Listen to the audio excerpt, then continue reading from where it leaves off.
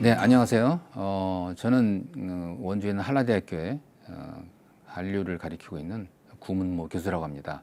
오늘 두 번째 강의인데요. 한류와 경제인데, 오늘 주제로 말씀드릴 거는 한류, 많은 사람들이 이름을 많이 들었는데 왜 굳이 우리나라인가? 어째서 우리나라가 한류로 사람들의 주목을 받고 있지? 그런 생각을 궁금하지 않겠어요? 그래서 제가 한번 정리를 해봤습니다.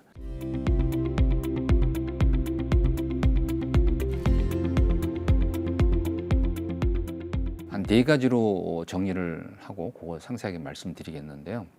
첫 번째로 저희들이 잘 인식은 못하겠지만은 첫 번째 1강에서 제가 단계별로 해서 3단계를 신한류라고 말씀드렸거든요. 신한류에서 가장 중요하게 제가 강조했던 것이 인터넷 매체라고 했거든요. 근데 인터넷 매체가 우리나라만 있느냐? 그렇지는 않죠. 그러나 2000년대 초반에 우리가 IT를 전 세계에서 한 두 번째 정도인가 굉장히 많이 인프라를 깔았습니다. 두 번째로는 좀 엉뚱한 얘기지만 저는 두 번째는 민주주의라고 볼 수가 있습니다. 구체적으로 표현하면 표현과 창작의 자유라고 볼 수 있는데 그건 구체적으로 또 말씀을 드리겠고요. 세 번째로는 돈입니다. 컨텐츠를 만들면 업체들이 만들잖아요. 뭐로 만든 것인가? 어떤 돈으로 컨텐츠를 만드나? 요거를 말씀드릴게요. 우리 컨텐츠를 만들 때 우리나라 사람들만 갖고 만드나? 아이돌 그룹? 아니면 드라마? 영화? 우리나라 사람만 있는 게 아니죠. 그거에 대해서 제가 간략하게 말씀을 드릴게요.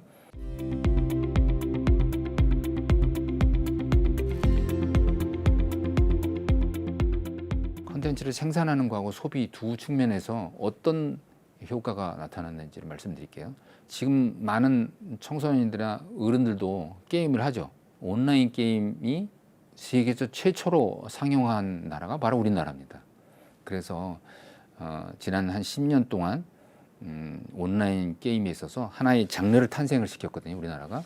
거기에서 세계 1위의 시장이 우리나라였습니다. 그러나 점차 이제 중국으로 확장이 되면서 지금은 그렇지 않게 됐지만 여전히 그 입지는 굉장히 강합니다. 또 하나는 K-팝이라는 것이 굉장히 유행하고 있죠. 1강에서 말씀드렸었는데 K-팝 장르라는 것이 등장하기 시작한 게 2단계부터였는데 지금 많은 일본도 그렇고 중국도 그렇고 홍콩도 그렇고 아니면 심지어 프랑스도 그렇고 독일도 그렇고 북미도 그렇고 K-팝 장르를 따로 구분합니다. 이거는 굉장히 획기적인 일입니다. 지금 많은 기성 인력들은 상상하지 못하는 상황이 왔습니다. 세 번째로는 생산에 있어서 웹툰이 상용화됐어요. 웹툰은 우리나라가 아마 전 세계에서 가장 혁신적인 거래요. 아마 제 생각에는 2020년 이후에는 웹툰 시대가 오지 않을까 많은 관심을 기울이기 바랍니다. 그다음에 이제 생산에서 그랬다 그러면 소비는 어떤가? 소비도 획기적입니다. 말씀드렸듯이 핸드폰으로 볼 수 있게 돼 있지만 핸드폰으로 그 내용을 보고 제가 그에 대해서 의견을 제시할 수 있어요. 그 의견은 누가 볼까요? 콘텐츠를 공급하는 사람이 보게 돼 있습니다. 그러면 사람들이 이거 다음에 이렇게 하지 말아야 되겠지. 이렇게 하면 욕먹네? 그렇게 되죠. 이런 IT가 많이 발달이 된 나라야만 이게 가능합니다. 그것이 바로 콘텐츠의 어떤 대중적인 입지를 강하게 한 것이죠. 더군다나 우리 그 K-팝 중에서 BTS의 뒤따르는 말이 뭐죠? 팬덤이죠. 그 팬덤이라는 건 사이버에 많은 사람들이 얘기하는 그런 사이버 공간인데 그 사이버 공간이 또 오프라인 공간도 마련하면서 이 소비를 강력하게 뒷받침하는 데가 바로 팬덤입니다. 그다음에 이제 그 패러디라는 것도 등장하고 있고, 그러니까 유사한 컨텐츠를 소비자가 스스로 만들어서 우리 컨텐츠 만드는 사람이 홍보를 안 해도 자발적으로 홍보가 되는 일들이 지금 벌어지고 있습니다.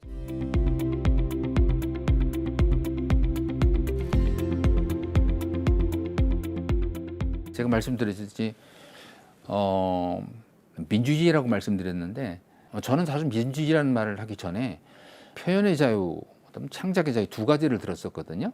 근데 가만히 따져보니까 그래서 제가 한번 찾아봤어요. 2020년 한국의 언론 자유지수를 한번 봤더니 놀랍게도 우리나라가 미국이나 일본보다 언론 자유지수가 42, 미국은 45위, 일본은 66위. 중국은 뭐 더 말할 것 없이 177위 이렇게 돼 있어요. 이 얘기는 우리나라에서 입 터진 사람은 다 말할 수 있다. 이런 얘기를 할 수 있거든요. 그게 이제 자유민주주의의 특징이 아니겠어요?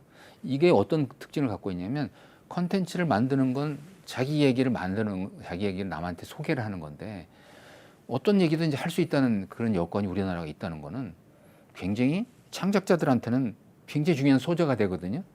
여기 영화 제작자들 보면 그거 어떻게 아이디어를 얻었습니까? 이렇게 얘기하면 저희가 사람들 만나면서 그거를 얻어서 저희가 스토리를 전환시켰습니다. 이런 얘기들 하거든요.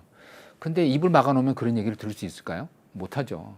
이런 발칙한 상상력과 일탈이 가능한 나라가 우리나라입니다. 2000년 초반부터 지금까지 꾸준히 우리나라에서는 이거를 정부가 많이 보장을 하고 있었죠. 두 번째 창작의 자유가 있는데 표현의 자유하고 창작의 자유는 약간 다릅니다. 표현의 자유도 뭐 창작을 하려면 표현을 해야 되니까 동일한 것 같지만 그렇지 않습니다. 대표적인 게 온라인 게임이 있고 웹툰이 있는데요. 웹드라마, 웹소설, 웹이미지 이런 게 드링딩이 있는데 첫 번째 말씀드릴 수 있는 게 웹이미지 가운데서 20년 전에 들었을 텐데 마시마로라는 이미지가 있었습니다. 마시마로는 어떤 한 청년이 온라인에서 그거를 하나 자기가 만든 걸 습작을 올려놓은 것이 지금 소위 말해서 대박 사건이 일어난 겁니다. 그것이 지금 상황에서는 드라마, 만화, 게임 등등의 여러 분야에서 가능하게 돼 있는데 온라인이 등장을 하면서 창작은 누구나 할 수 있게 됐어요. 작가들이 협업을 할 수도 있고 그 사람 스스로가 작가가 될 수 있는 그야말로 대한민국 사람 누구나가 작가가 될 수 있는 상황이 지금이죠.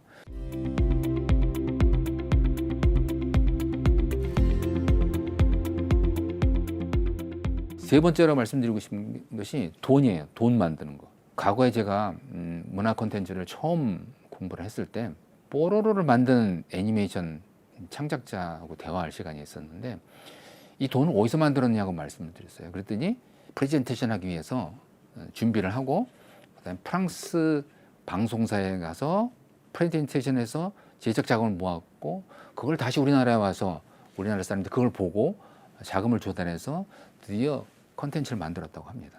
굉장히 어려운 과정을 거쳤죠.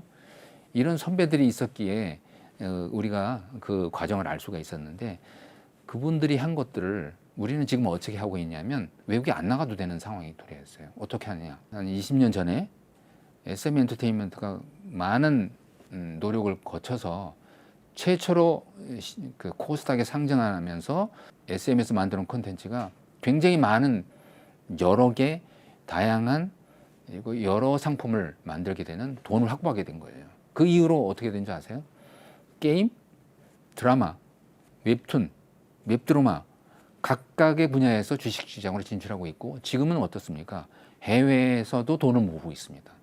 그러니까 구태여 우리가 프랑스로 가서 프레젠테이션 하는 게 아니라 인터넷이라는 걸 통해서 많은 사람들에게 그 내용을 입증하게 되고 그것이 국내나 해외 시장을 주식시장에 자금을 모아서 다시 품질 높고 상업성이 있는 콘텐츠를 만들게 되는 것이 바로 자본 조달력. 이거는 굉장히 혁신적인 우리나라의 모델입니다.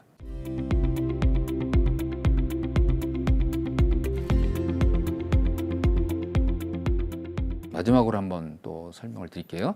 글로벌 협업이라고 했는데 한류 2기에서 보아가 상당히 많은 활약을 했는데 이때 당시에 이 보아의 음악은 우리나라 음악이긴 하지만 일본 작곡가나 그런 사람들의 감성을 받아서 일본어로 노래를 하게 됐어요. 상상이 갑니까? 그런가 하면 영화나 드라마는 어떻습니까?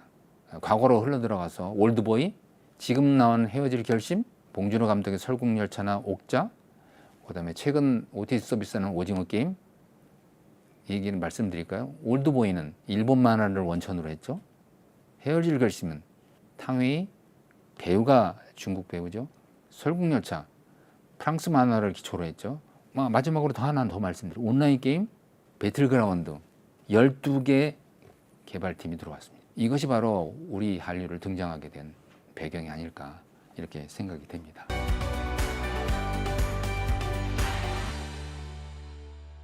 한류가 왜 우리나라가 한류야? 그랬을 때 첫 번째 제가 본 건 IT 강국, 두 번째 민주주의와 표현의 자유, 창작의 자유.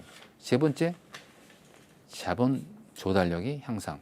네 번째, 많은 세계 인재들과의 협업. 이런 것이 지금의 한류를 등장시킨 배경이 아닐까. 저는 이렇게 바라보고 있습니다. 이 강을 마치도록 하겠습니다. 감사합니다.